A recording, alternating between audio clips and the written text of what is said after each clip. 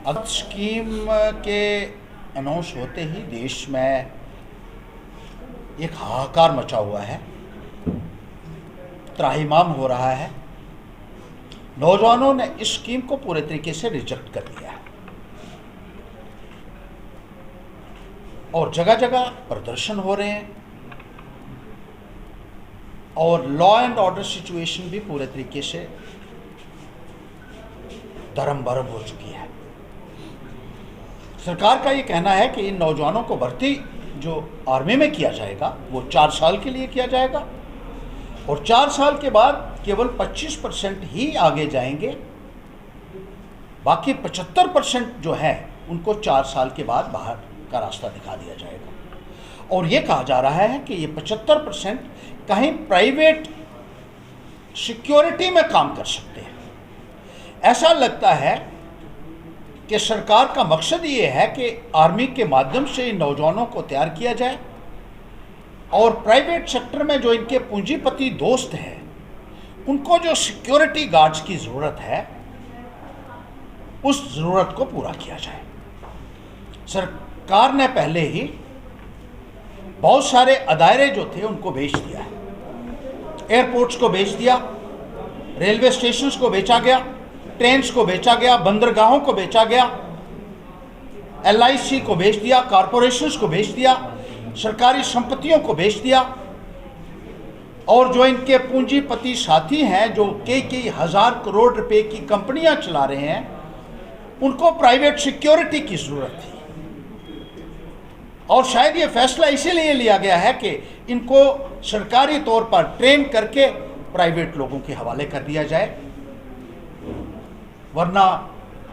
सरकार को ये कहने की ज़रूरत नहीं थी कि ये 4 साल के बाद प्राइवेट सिक्योरिटी में काम कर सकते हैं, क्योंकि सरकार को पूछ के लोग प्राइवेट सेक्टर में नौकरी नहीं करते। और सबसे बड़ी बात यह है कि देश की सुरक्षा के साथ भी एक मजाक किया जा रहा है।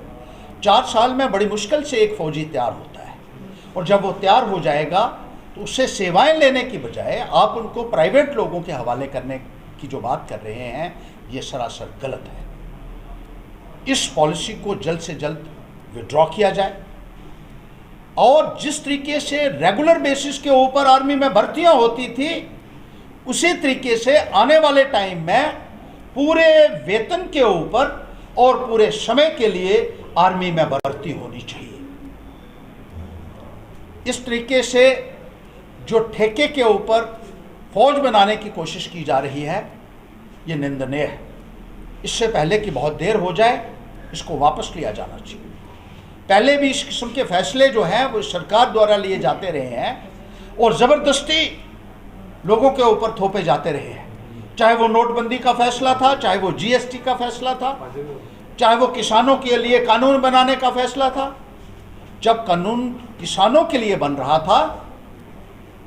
तो किसानों ने उस वक्त भी उसका एतराज़ किया पहले दिन से और ये कहा था कि इस फैसले को आपको वापस लेना होगा। लेकिन सरकार ने 1 साल के बाद उनसे माफ़ी मांगी और उस वक्त मांगी जब 750 किसान शहीद हो चुका था और बहुत भारी नुकसान देश का हो चुका था। आज भी हम ये कहना चाहते हैं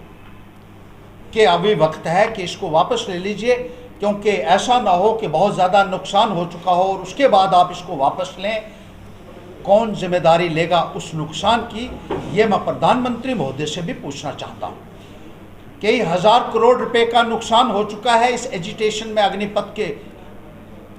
अनाउंस होने के बाद ही, क्योंकि कहा जा रहा है कि दर्जनों या सैकड़ों ट्रेनें जो हैं वो जला दी गई हैं और प्रॉपर्टी को बहुत भारी नुकसान हुआ है। जिस बात से देश का नौजवान सहमत नहीं है, देश का अवाम सहमत नहीं है,